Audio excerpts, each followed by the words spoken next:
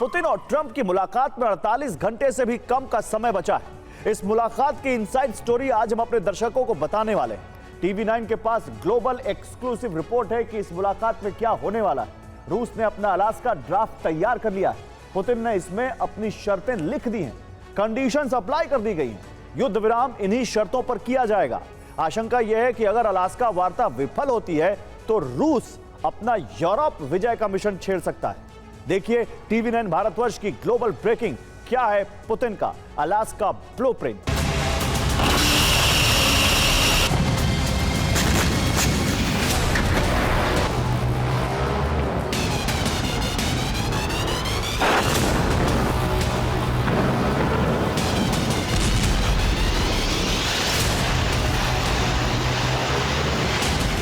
Putin का Alaska blueprint world exclusive.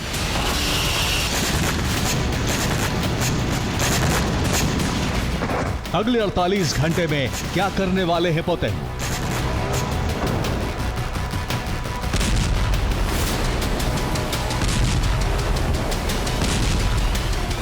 World war 2 के बाद सबसे बड़ा रूसी ऑपरेशन।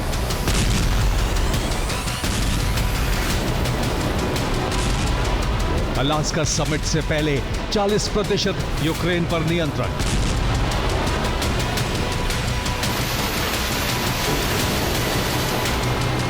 एक तरफ अलास्का के एंकरेज शहर में ट्रंप और पुतिन के बीच वार्ता की तैयारी की जा रही है और दूसरी ओर पुतिन ने रूसी सेना का ऑपरेशन यूक्रेन कब्जा तेज कर दिया है।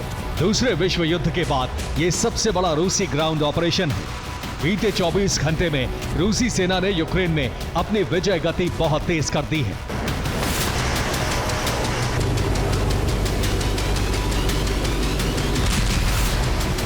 अलास्का महामुलाकात में 48 घंटे से भी कम समय बाकी है, लेकिन रूस ने हमले घटाने के बजाय कई गुना बढ़ा दिए हैं।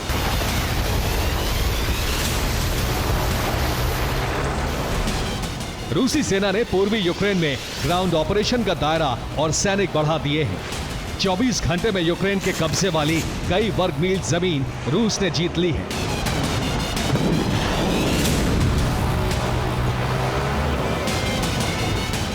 पोक्रोवस्क और आसपास के इलाकों की डिफेंस लाइन में रूसी सेना ने सेंध लगा दी है।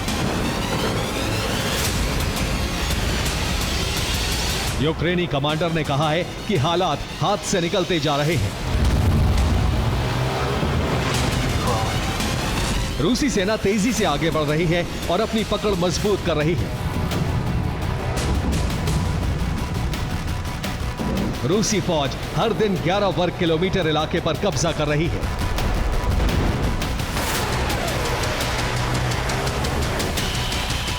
लेकिन रूसी सेना ने अब यह रफ्तार और तेज कर दी है।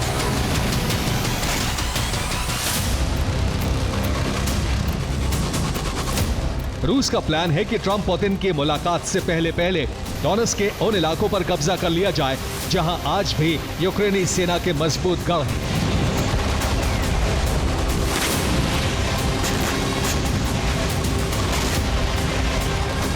11 अगस्त को रूस ने डोनेट्स्क के दोब्रोपिलिया पर कब्जा किया था, लेकिन बीते 24 घंटे में रूसी सेना के आगे बढ़ने की रफ्तार तेज हो चुकी है और अब यूक्रेनी सेना मौत के भंवर में फंसी हुई है।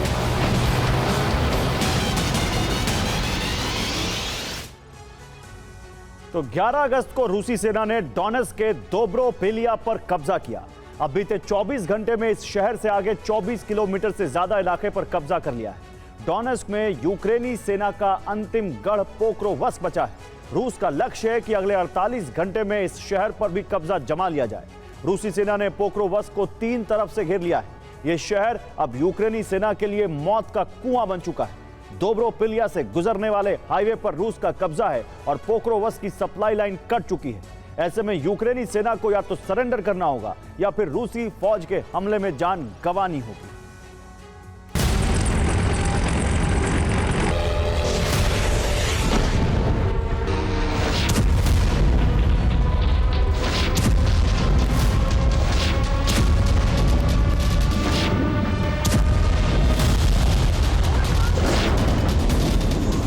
पूर्वी यूक्रेन में रूसी कब्जे का दायरा बढ़ाने के लिए पुतिन ने मोर्चे पर सैनिकों की संख्या बढ़ा दी है।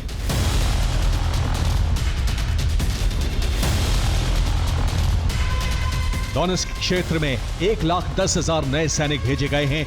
ये पूरी फ्रंट लाइन पर हमले तेज कर रहे हैं।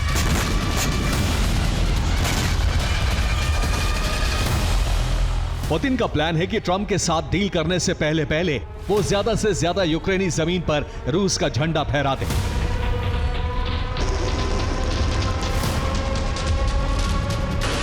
वार्ता की तैयारी हो चुकी है। दोनों देशों के विदेश मंत्रियों ने फोन पर बात भी कर ली है। पुतिन ने यह ब्लूप्रिंट भी तैयार कर लिया है कि सीज फायर के लिए ट्रंप के सामने क्या क्या प्रस्ताव रखे जाएंगे।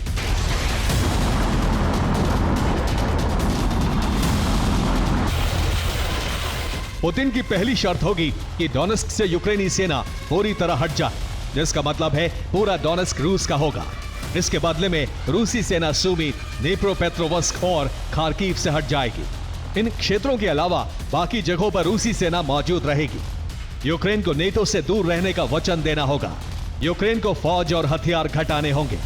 यूक्रेन को संविधान में संशोधन करने होंगे ताकि संघीय ढांचे में रूस के मुताबिक सुधार हो सके। यूक्रेन शर्तों पर सहमत नहीं होता तो ट्रंप को हथियार सप्लाई रोकनी होगी।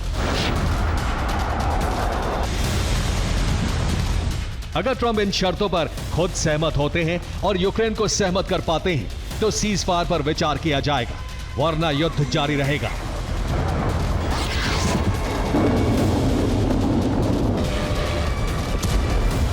अलास्का ब्लूप्रिंट के साथ साथ पुतिन ने प्लान बी पर काम शुरू कर दिया है। पुतिन ने अपने गठबंधन के देश नॉर्थ कोरिया के सुप्रीम लीडर से भी फोन पर बात की है। 12 अगस्त को पुतिन ने किम जोंग से फोन पर बात की। किम को अलास्का समिट के बारे में जानकारी दी गई। इसके साथ ही कुर्स्क की जंग में नॉर्थ कोरियाई सैनिकों के योगदान पर पुतिन ने किम को धन्यवाद दिया।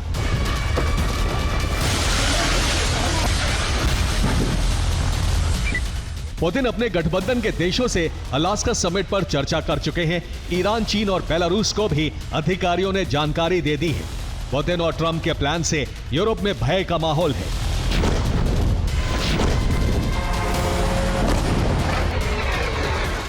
रूस के पड़ोसी देशों को डर है कि पुतिन की शर्तों पर यूक्रेन सीज फायर हुआ तो रूस का टारगेट दूसरे देश बन सकते हैं। इसीलिए रूस के पड़ोसी देशों ने सुरक्षा बंदोबस्त बढ़ाने शुरू कर दिए हैं।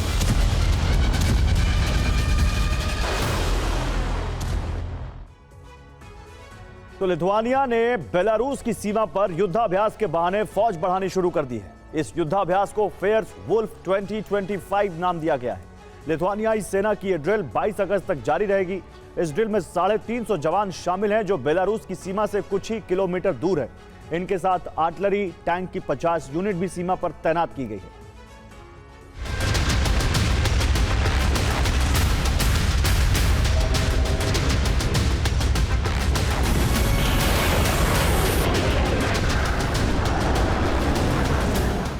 अलास्का के एंकरेज शहर में होने वाली ट्रंप पुतिन की मुलाकात से उम्मीदें ज्यादा नहीं हैं, क्योंकि अगर ट्रंप पुतिन की शर्तों पर सहमत हो भी जाते हैं तो यूक्रेन जमीन छोड़ने को तैयार नहीं होगा। पुतिन की शर्तें नहीं मानी गई तो युद्ध विराम नहीं होगा।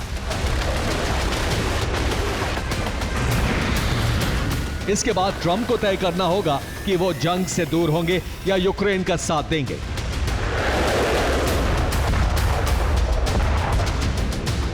दोनों ही सूरत में जंग भड़कनी तय है। अमेरिका जंग से अलग हुआ तो यूक्रेन पर रूस का कब्जा होगा और जंग में शामिल हुआ तो महाशक्तियों में एटमी टकराव हो सकता है। Bureau report, TV9 Bharatvarsh. रूस और यूक्रेन युद्ध इसलिए बहुत विध्वंसक हो गया है क्योंकि पुतिन अपनी शर्तों पर युद्ध विराम करना चाहते हैं, तो ज़ेलेंस्की अपनी शर्तों पर। ज़ेलेंस्की ने ऐलान कर दिया है कि वो रूस को अपनी 1 इंच जमीन भी नहीं देंगे। इतना ही नहीं, ज़ेलेंस्की ना तो झुकने को तैयार है और ना ही सरेंडर करने को। इस मामले में यूक्रेन को कई यूरोपीय देशों का साथ मिल गया है। इसी के बाद यूक्रेन ने रूसी धरती पर भीषण हमले तेज कर दिए हैं। माना जा रहा है कि इन हमलों के जरिए यूक्रेन ट्रंप और पुतिन की वार्ता को विफल करना चाहता है।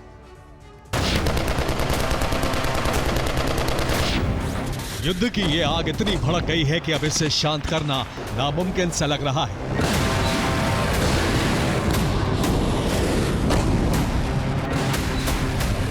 अड़तालीस घंटे के बाद जंग की ज्वाला बहुत ही भयावह होने जा रही है।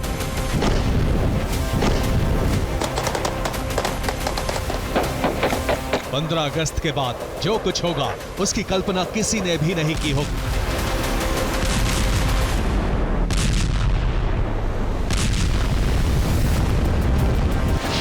अगस्त 2025 इस तारीख को दुनिया की दो महाशक्तियां मिलने जा रही हैं। ट्रंप और पुतिन में यह मुलाकात अलास्का में होगी।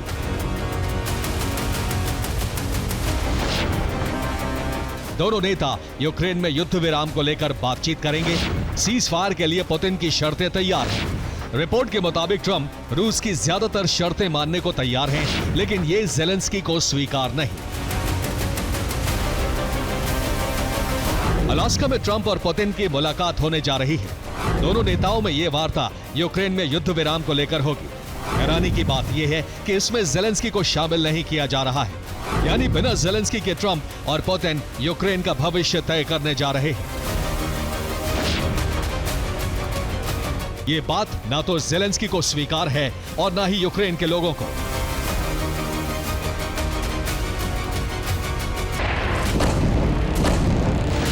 पुतिन की शर्त है कि अगर यूक्रेन डॉनबास यानी लुहांस्क और डोनेस्क प्रांत रूस को दे देता है तो रूस युद्ध विराम के लिए तैयार है। लेकिन ज़ेलेंस्की ने एक बार फिर ऐलान कर दिया है कि वो अपनी 1 इंच जमीन नहीं देंगे।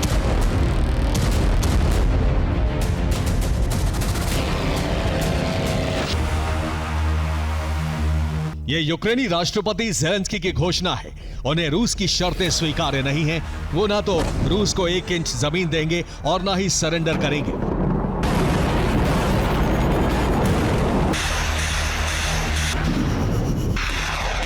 ज़ेलेंस्की का जो रुख है वो जिस तरह से अड़े हुए हैं उससे साफ है कि पुतिन और ट्रंप के बीच अलास्का में जो बातचीत होने जा रही है उसका कोई परिणाम नहीं निकलेगा।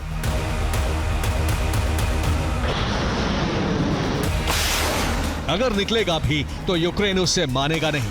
ऐसे में अगर अलास्का वार्ता फेल हुई, अगर ज़ेलेंस्की ट्रंप और पुतिन के सामने नहीं झुके तो इसका बहुत ही भयावह परिणाम होगा।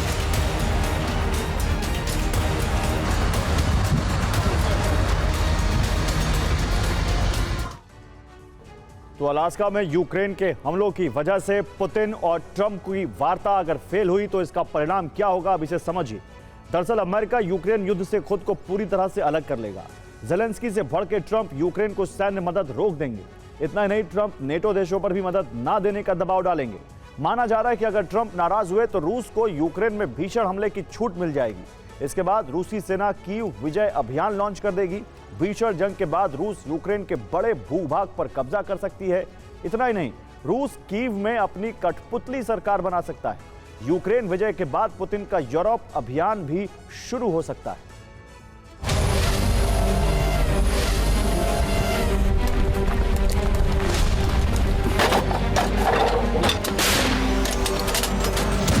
ज़ेलेंस्की ने न सिर्फ जुबान से बल्कि बारूदी एक्शन से भी पुतिन और ट्रंप को संदेश देना शुरू कर दिया है।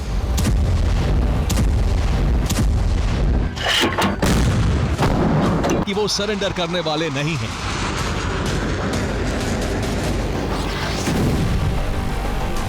ज़ेलेंस्की के आदेश पर यूक्रेनी फोर्स रूस में जबरदस्त हमले कर रही है।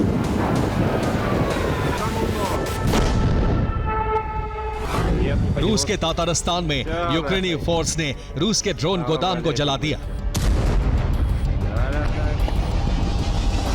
तातारस्तान में ही यूक्रेन ने रूसी नौसेना के हथियार डिपो को बर्बाद कर दिया। ब्रियांस्क में यूक्रेनी विस्फोट की वजह से रूस के ऑयल पंपिंग स्टेशन में आग लग गई।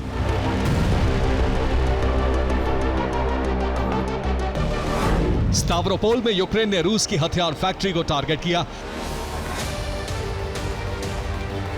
ऑरेनबर्ग में यूक्रेन ने रूस की हीलियम फैक्ट्री पर कई ड्रोन दागे। सूमी में यूक्रेन ने MiG-29 से रूसी सेना पर गाइडेड बमों की बरसात की। लुहांस्क में यूक्रेन ने रूसी सेना के लिए हथियार लेकर जा रहे ट्रक को तबाह कर दिया।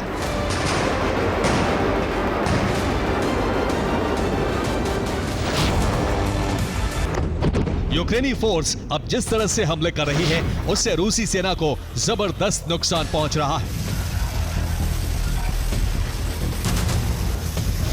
यूक्रेनी रक्षा मंत्रालय के मुताबिक 24 घंटे में रूस के 980 सैनिक मारे जा चुके हैं। इतना ही नहीं, रूस के 5 टैंक, 5 सैन्य वाहन, 26 तोप, 2 MLRS और 1 एयर डिफेंस सिस्टम का खात्मा हो चुका है।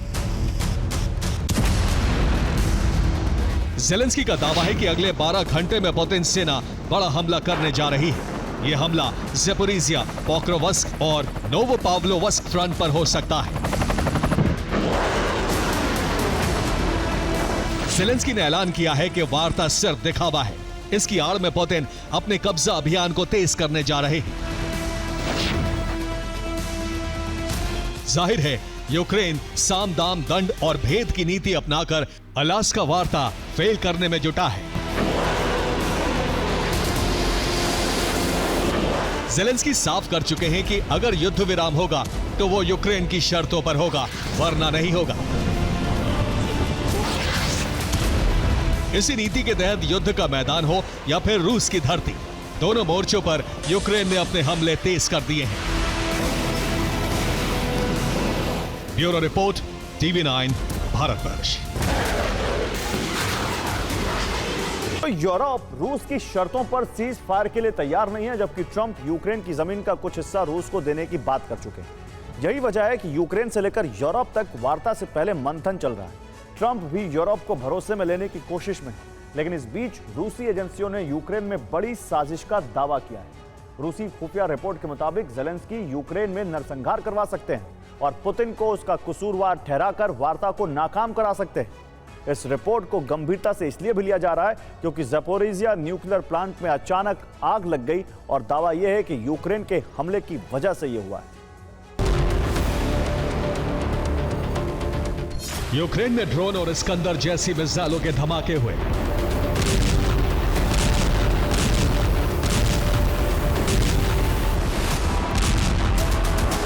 लेकिन जब जब ज़ेपोरिजिया न्यूक्लियर प्लांट से जुड़े हमलों की खबर आती है, दुनिया में खलबली मच जाती है। न्यूक्लियर पावर प्लांट के कैंपस से काले धुएं के इस गुबार ने दुनिया को दहशत से भर दिया है। जानते हैं क्यों?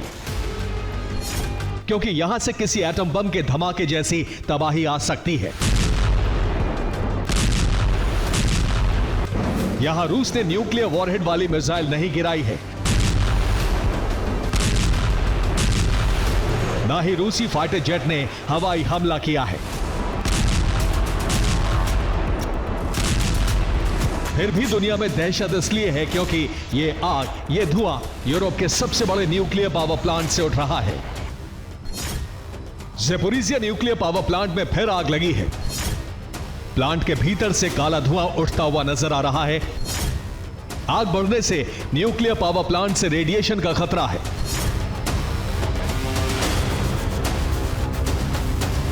क्रेमलिन में इस वक्त पुतिन ट्रंप की मुलाकात को लेकर तैयारियां चल रही हैं, लेकिन इसी बीच एक सीक्रेट रिपोर्ट पहुंची है, जिसके बाद से क्रेमलिन सतर्क है। खुफिया रिपोर्ट के मुताबिक वार्ता को नाकाम करने के लिए ज़ेपोरिजिया प्लांट पर भीषण हमले किए जा सकते हैं। साथ ही यूक्रेन खुद नरसंहार करवा सकता है ताकि रूस पर गंभीर आरोप लगाया जा सके।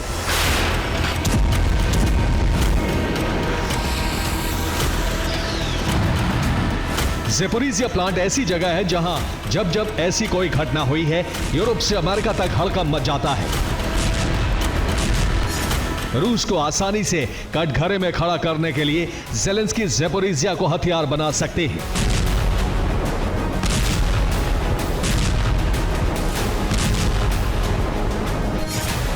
क्योंकि ज़ेपोरिजिया न्यूक्लियर पावर प्लांट पर रूस के सैनिकों का कब्जा है।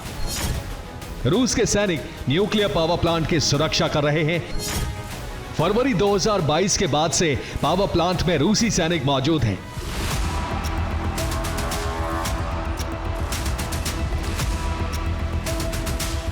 यानी ज़ेपोरिजिया की सुरक्षा की जिम्मेदारी रूसी सेना पर है और यूक्रेन यह आरोप लगाता रहा है कि रूसी सेना ही प्लांट में गड़बड़ी करती है। हालांकि रूस फिर दावा कर रहा है कि ज़ेपोरिजिया में प्लांट से उठ रहे धुएं के जिम्मेदार यूक्रेन की सेना है। क्या है रूस के दावे, आपको दिखाते हैं।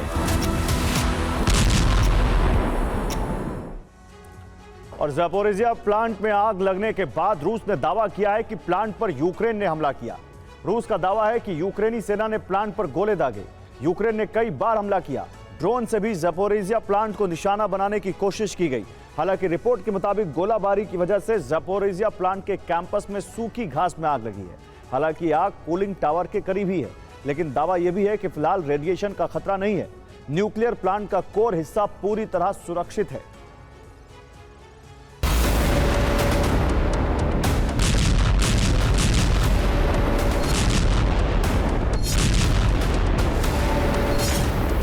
हालांकि अब तक IAEA की तरफ से किसी तरह के रेडिएशन की जानकारी नहीं है।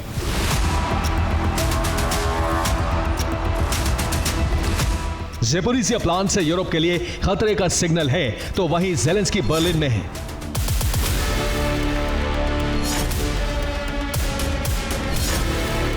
जर्मनी, फ्रांस, ब्रिटेन, इटली जैसे देश यूक्रेन को लेकर फिक्रमंद हैं। पोलैंड, फिनलैंड, नेटो, EU हर जगह से यूक्रेन को समर्थन मिला है। यही वजह है कि वार्ता से पहले वर्चुअल मीटिंग तय की गई। अलास्का वार्ता से पहले यह यूरोप की आखिरी कोशिश है ताकि यूक्रेन का पक्ष भी पुतिन के सामने मजबूती से आए। वर्चुअल मीटिंग से यह संदेश भी है कि पुतिन ऐसी शर्तों के साथ बात करें जिस पर यूक्रेन ही नहीं यूरोपीय देश भी सहमत हों। अमेरिका की तरफ से भी ज़ेलेंस्की को भरोसे में लेने की कोशिश है, लेकिन क्रेमलिन की खुफिया रिपोर्ट के मुताबिक इन बैठकों के साथ ही बहुत बड़े धमाके का खतरा है। रिपोर्ट के मुताबिक ज़ेलेंस्की रूस को बदनाम करने की कोशिश में है। ज़ेलेंस्की खुद यूक्रेन में तबाही की प्लानिंग कर रहे हैं। ज़ेलेंस्की वार्ता से पहले रूस पर गंभीर आरोप लगा सकते हैं।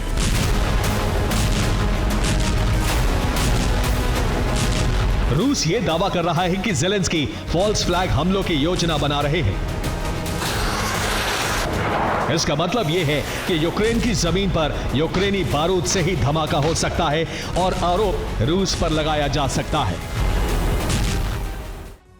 और रूसी खुफिया रिपोर्ट के मुताबिक यूक्रेन खुद अपने शहरों में हमले करवाएगा। यूक्रेन किसी अस्पताल पर हमला करवा सकता है।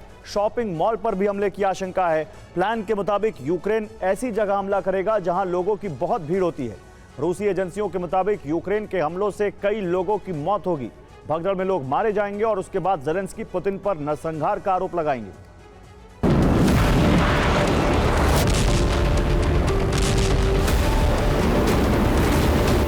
रूस को उम्मीद है कि अगले 24 घंटे में यूक्रेन में कोई बहुत बड़ा धमाका होगा जिसमें कई लोगों की मौत होगी।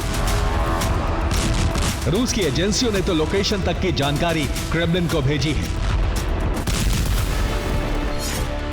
सीक्रेट रिपोर्ट के मुताबिक ज़ेलेंस्की खार्किव में हमला करवा सकते हैं। चिकोएव इलाके में धमाका कराया जा सकता है। पत्रकारों को कवरेज के लिए बुलाया जा रहा है।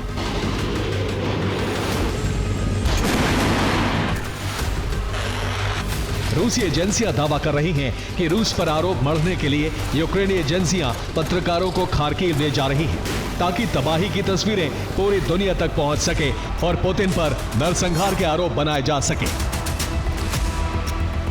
यह सब इसलिए हो सकता है क्योंकि ज़ेलेंस्की को अंदाजा हो चुका है कि ट्रंप क्या डील करेंगे। ट्रंप ने कहा था कि यूक्रेन को रूस के कब्जे वाले कुछ इलाके छोड़ने होंगे।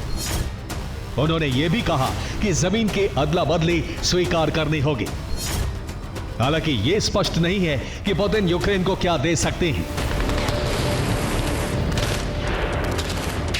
यूरोपीय देश और यूक्रेन को लग रहा है कि पुतिन अनुकूल रियायतें हासिल कर सकते हैं और अपनी शर्तों पर शांति समझौते की रूपरेखा तय कर सकते हैं।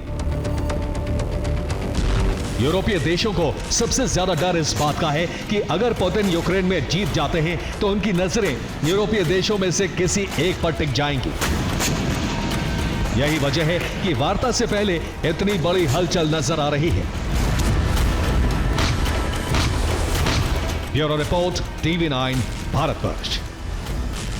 और पूरी दुनिया की नजरें अलास्का पर टिकी हैं। यहां 48 घंटे बाद यूक्रेन के भविष्य का फैसला होगा। अलास्का में ट्रंप और पुतिन की महामुलाकात होने वाली है। इस बैठक से पहले ही अलास्का को युद्धपोत और सबमरीन्स ने घेर लिया है और यहां कनाडा, चीन, अमेरिका और रूस की नौसेना ने जबरदस्त घेराबंदी की है। सिर्फ इतना ही नहीं, अलास्का पर सैटेलाइट से भी कड़ी निगरानी रखी जा रही है।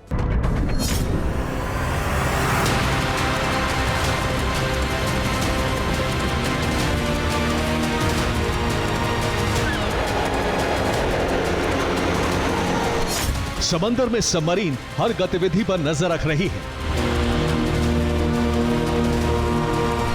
युद्धपोत और पेट्रोलिंग शिप्स का बड़ा बेड़ा हर घंटे, हर मिनट समंदर की निगरानी कर रहा है। आसमान में गश्ती विमान लगातार जमीन और समंदर पर पैनी नजर बनाए हुए हैं।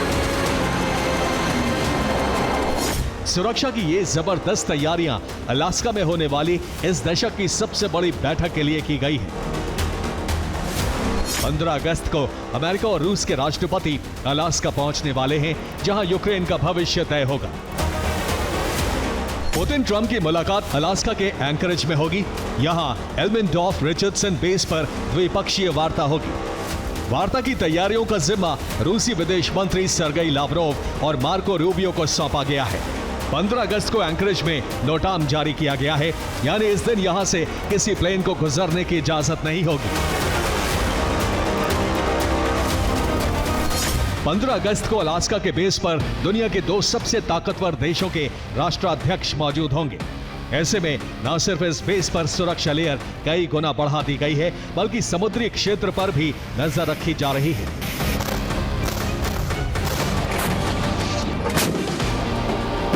अलास्का के आसपास सुरक्षा की कैसी तैयारियां हैं, आपको बताएंगे।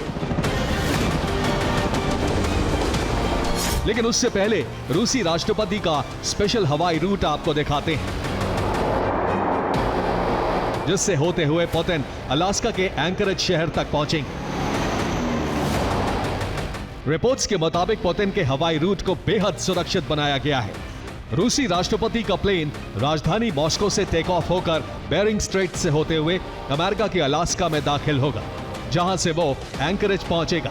एंकरेज पहुंचने के लिए पुतिन करीब 7,300 किलोमीटर की हवाई यात्रा करेंगे। लेकिन सवाल है कि पुतिन के अलास्का दौरे के लिए यही रूट क्यों चुना गया, यह भी आपको बताते हैं। दरअसल रूस का पूर्वी छोर अमेरिका के अलास्का से महज 81 किलोमीटर दूर है। इन दोनों के बीच बेरिंग स्ट्रेट है, जहां रूस और अमेरिका की नौसेना का जमावड़ा रहता है। इस रूट के जरिए पुतिन को अंतर्राष्ट्रीय समुद्री सीमा में जाने की जरूरत नहीं होगी। वो रूसी हवाई क्षेत्र से सीधा अमेरिकी हवाई क्षेत्र में दाखिल हो जाएंगे, जिससे उनकी सुरक्षा को कोई खतरा नहीं होगा।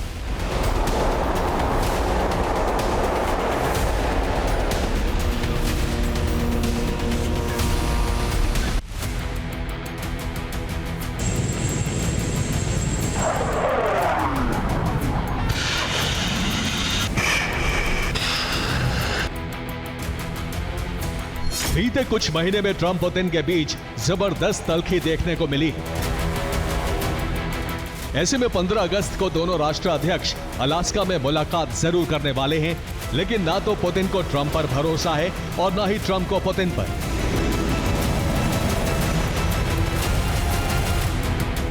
इन हालातों में दोनों ही देशों ने अपने अपने स्तर पर अलास्का के आसपास सुरक्षा के कड़े इंतजाम किए हैं।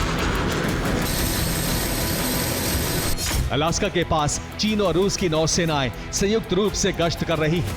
युद्धपोत, कोस्ट गार्ड शिप और सबमरीन से नजर रखी जा रही है। दावा है कि चीन के 5 आइस ब्रेकर भी अलास्का के पास गश्त कर रहे हैं। चीन और रूस की गतिविधियों को देखते हुए अमेरिका ने कनाडा की मदद से चौकसी बढ़ा दी है। कनाडा के युद्धपोतों ने अलास्का के आसपास डेरा डाला हुआ है और समंदर में होने वाली हर हरकत पर नजर रखी जा रही है। इसके अलावा कनाडा का पेट्रोलिंग एयरक्राफ्ट CP-140 भी अलास्का के आसमान से निगरानी कर रहा है।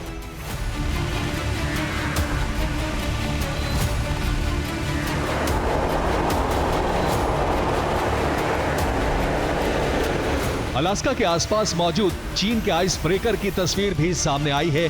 बर्फ के टुकड़ों के बीच इन्हें गश्त करते साफ साफ देखा जा सकता है। हालांकि चीन का दावा है कि ये आइस ब्रेकर आर्कटिक में रिसर्च के लिए भेजे गए हैं। लेकिन बीते कुछ दिनों से इनके अलास्का के आसपास गश्त करने से अमेरिका की चिंता बढ़ गई है। यही वजह है कि अमेरिका कनाडा के साथ मिलकर इन पर नजर रख रहा है। ट्रंप पुतिन मुलाकात पर दुनिया की नजर है। यह मुलाकात न सिर्फ यूक्रेन का भविष्य तय करेगी, बल्कि यूरोप पर मंडराते रूस के खतरे की रेड लाइन भी तय होगी। और ये सब होगा उसी अलास्का से जो कभी रूस का ही हिस्सा हुआ करता था। अलास्का लगभग 17,17,856 वर्ग किलोमीटर में फैला है। इसे कभी रूस का स्वर्ग कहा जाता था। मार्च 1867 में रूस और अमेरिका के बीच समझौता हुआ, जिसमें रूस ने अलास्का को 45 करोड़ रुपए में अमेरिका को बेच दिया। अलास्का को बेचने के कई कारण थे। नंबर 1, रूस को डर था कि अगर युद्ध हुआ तो ब्रिटेन की मदद से अमेरिका अलास्का पर कब्जा कर सकता है।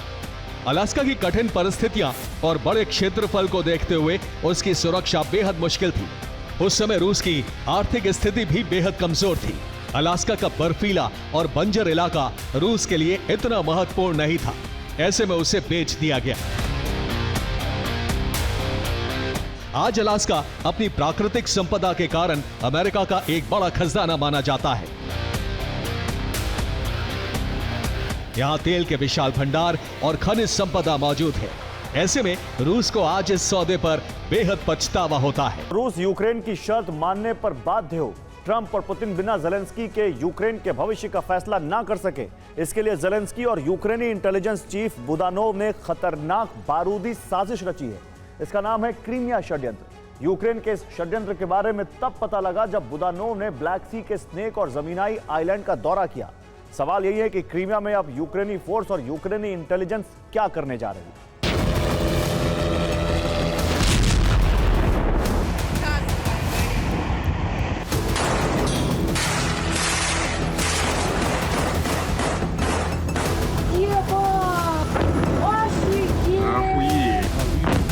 युद्ध की आग अब इतनी भयानक होने जा रही है कि इसकी जद में क्रीमिया आने जा रहा है।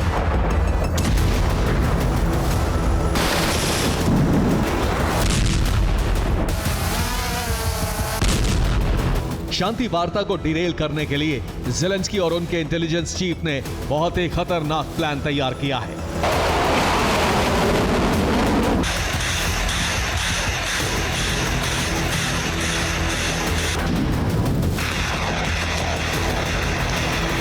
न सिर्फ प्लान तैयार किया गया है, बल्कि यह प्लान किसी भी वक्त लॉन्च हो सकता है।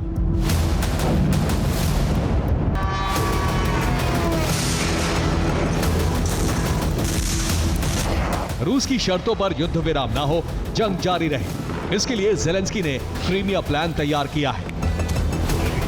पूरे क्रीमिया पर कब्जे की तैयारी है। क्रीमिया पर कब्जा कर ज़ेलेंस्की अपनी शर्तों पर युद्ध विराम करना चाहते हैं। ज़ेलेंस्की के इस षड्यंत्र का खुलासा तब हुआ जब यूक्रेनी इंटेलिजेंस चीफ बुदानोव ने काला सागर के स्नेक आइलैंड, जमीनाई आइलैंड और ब्योको टावर्स का दौरा किया। ये इलाके यूक्रेन ने रूस के कब्जे से आजाद कराए हैं। यूक्रेन ने हाल ही में एक रूसी द्वीप पर कब्जा भी किया है। ये बुदानोव के दौरे की तस्वीर है।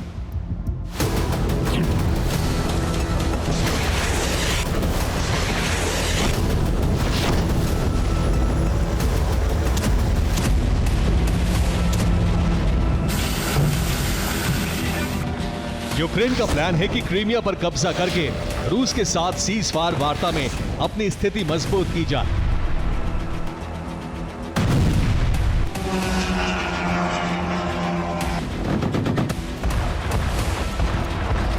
इन 3 जगहों से क्रीमिया पर अब तक का सबसे बड़ा हमला हो सकता है।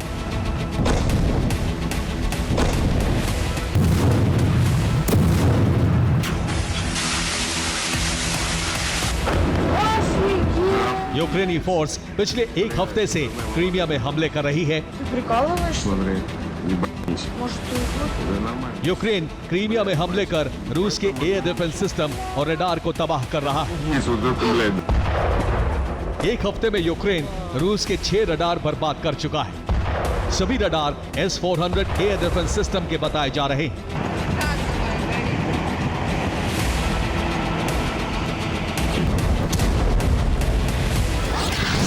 रिपोर्ट के मुताबिक यूक्रेन ने क्रीमिया पर अब तक का सबसे बड़ा हमला करने की रणनीति बनाई है।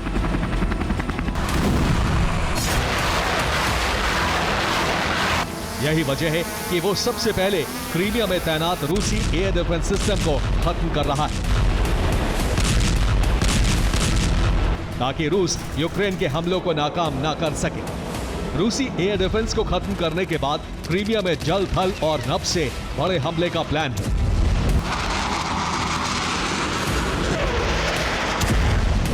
दावा तो यह भी किया जा रहा है कि यूक्रेन क्रीमिया में जमीनी जंग भी छेड़ सकता है।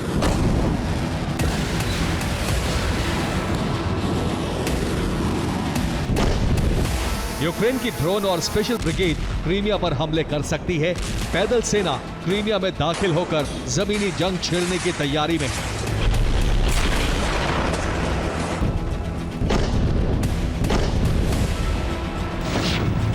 रूसी इंटेलिजेंस एजेंसियों को यूक्रेन के इस षड्यंत्र के बारे में पता चला तो वो हाई अलर्ट हो गई। रूस ने क्रीमिया समेत यूक्रेन के ज़ेपोरिजिया, लुहांस्क, डोनेस्क और खेरसोन में इंटरनेट डाउन कर दिया है, ताकि यूक्रेनी टुकड़ी अपने मुख्यालय से संपर्क न कर पाए। क्रीमिया ऑपरेशन सफल हो, इसके लिए यूक्रेनी फोर्स जी जान से तैयारी कर रही है, तो रूस इस हमले को नाकाम करने में जुटा है। अब देखना यही है कि यूक्रेनी सेना सफल होती है या फिर रूसी फौज।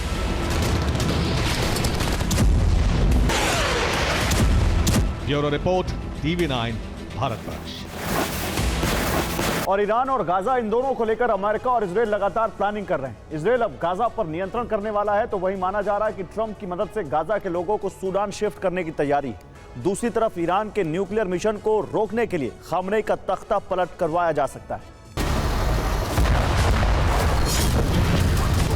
दो ताकतवर देशों का एक अधूरा मिशन।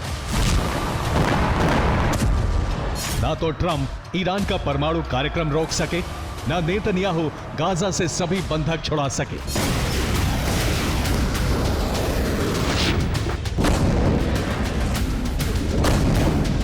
लेकिन ट्रंप और बेंजामिन ने यह मिशन बंद करने की जगह इसे तेजी से आगे बढ़ाने का फैसला किया है, जिसका अंजाम फिर एक महासंग्राम हो सकता है।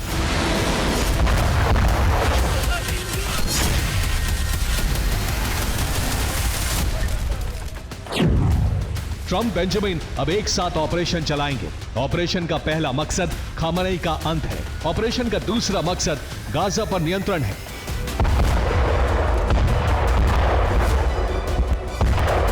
दोनों नेताओं के इस मिशन की शुरुआत हो चुकी है। ट्रंप गाजा के मुद्दे पर बेंजामिन का साथ दे रहे हैं। रिपोर्ट में दावा है कि ट्रंप हथियार देने के साथ ही गाजा के लोगों को बसाने के लिए डील भी करा चुके हैं।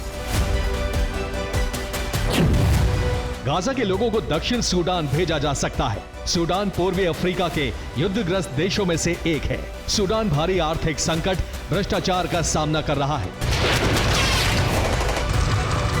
माना जा रहा है कि यह डील ट्रंप ने कराई है। हालांकि अभी बेंजामिन ने कहा कि गाजा के लोग अपनी इच्छा से जाएंगे। लेकिन अरब देशों का दावा है कि इजराइल अमेरिकी मदद से इस काम को जबरन अंजाम देगा।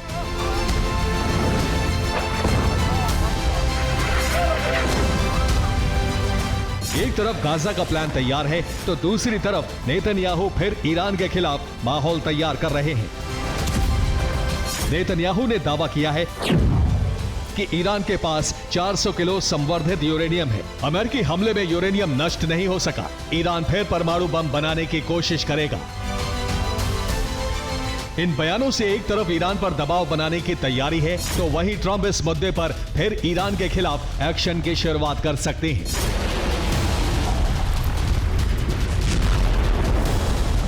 माना जा रहा है कि इस बार ईरान के खिलाफ बारूद का इस्तेमाल करने से पहले एक और कोशिश की जाएगी। कोशिश ईरान से खामनेई शासन के अंत की होगी। खामनेई के खिलाफ बगावत को हवा दी जाएगी। खामनेई का तख्ता पलट कर आने का प्रयास किया जाएगा। इजराइल को आशंका है कि गाजा ऑपरेशन में ईरान ही सबसे बड़ा अड़ंगा बनेगा, इसलिए ईरान में सत्ता के खिलाफ लोगों को भड़काने की कोशिश शुरू हो गई है। ईरान पर हमले का विकल्प भी बरकरार है। इजराइल लगातार ईरान पर सीक्रेट रिपोर्ट तैयार कर रहा है, जिसके दम पर अमेरिका को भड़काया जा सकता है।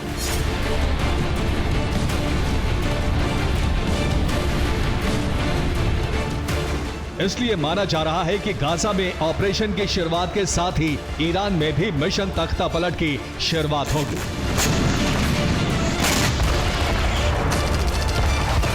Bureau report, TV9 Bharatvarsh. समंदर में चीन और अमेरिका के बीच तनाव बढ़ता जा रहा है। हाल ही में अमेरिका ने साउथ चाइना सी में ब्रिटेन और जापान के साथ मिलकर युद्धाभ्यास किया था, जिसके बाद चीन ने अपनी नई परमाणु पनडुब्बी का ट्रेलर रिलीज कर दिया है, जो अमेरिका के लिए सीधी धमकी माना जा रहा है।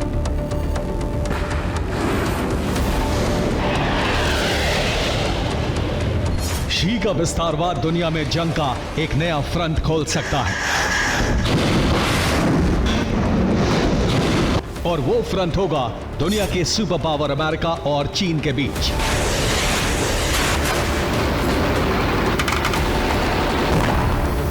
चीन ने एक तरफ समंदर में अपनी परमाणु पनडुब्बी की ताकत दिखाई, तो दूसरी तरफ DF-100 मिसाइल का ट्रेलर लॉन्च किया। चीन का यह शक्ति प्रदर्शन अमेरिका को सीधी धमकी माना जा रहा है।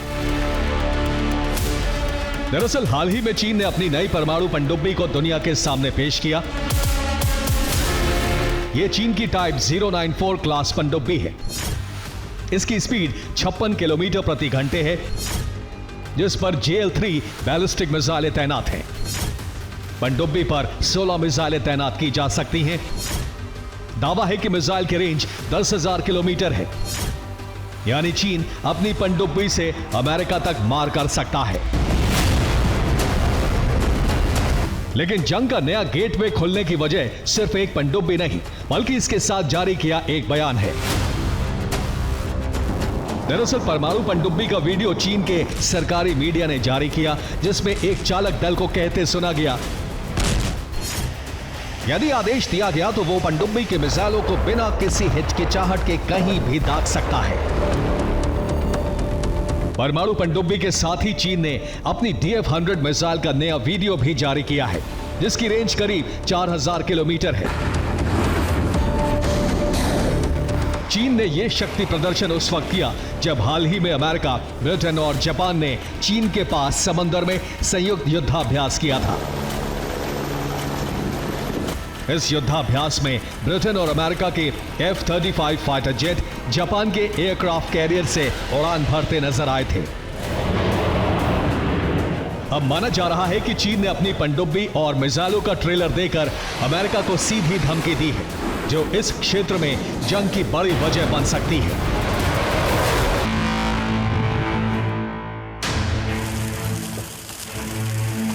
ग्रीस के जंगलों में ऐसी आग भड़की है कि फायर फाइटर थक हार कर बैठ गए हैं। देखते देखते शहर भस्म हो रहा है। आग बुझ नहीं रही, सिर्फ लोगों को आग से दूर ले जाने का काम हो रहा है। इंडोनेशिया में मरापी ज्वालामुखी विस्फोट से आसमान में धूल धुआं छा गया। स्विट्जरलैंड में ग्लेशियर का बड़ा हिस्सा ढह गया, तो मेक्सिको में बादलों ने कहर बरसाया है। ग्रीस के चियोस शहर के जंगलों में आग भड़की। समंदर के किनारे बसे इस शहर में तेज हवाएं बहती हैं। लपटों को हवा का सहारा मिल गया और आग का दायरा बढ़ता गया। चियोस शहर के सैकड़ों मकान आग की चपेट में हैं। फायर फाइटर कह रहे हैं कि आग इतनी प्रचंड है कि मशीन और मानव दोनों उसके सामने असहाय हैं। कई बस्तियों तक पहुंचने के रास्ते लपटों में घिर चुके हैं। लोगों को निकालने के लिए समुद्र के जलमार्ग का इस्तेमाल किया जा रहा है। तट पर बसे शहर में लोग समुद्र में कूदकर जान बचा रहे हैं और रेस्क्यू टीम नावों के जरिए लोगों को आग से दूर दराज के इलाके में पहुंचा रही है। मेक्सिको देश की राजधानी मेक्सिको सिटी में इतनी बरसात हुई है कि शहर तालाब में खड़ा मालूम होता है। सड़कों पर इतना पानी है कि वाहन फंस गए हैं। वाहनों में फंसे लोगों को रेस्क्यू कर्मचारी कंधों पर बैठाकर गहरे पानी से निकाल रहे हैं। मेक्सिको इंटरनेशनल एयरपोर्ट पर इतना पानी भर गया है कि टर्मिनल का फर्श डूबा हुआ है। फ्लाइट डाइवर्ट और कैंसिल हो रही है। इंडोनेशिया में धरती से लावा का विस्फोट हुआ है। मरापी ज्वालामुखी में विस्फोट के बाद 1.5 किलोमीटर ऊंचा धुएं और धूल का गुबार उठा। इस विस्फोट को खतरे के स्तर पर 3 पर रखा गया है। विस्फोट से ज्वालामुखी के आसपास के 3 किलोमीटर इलाके में राख और पत्थरों की बरसात हुई है।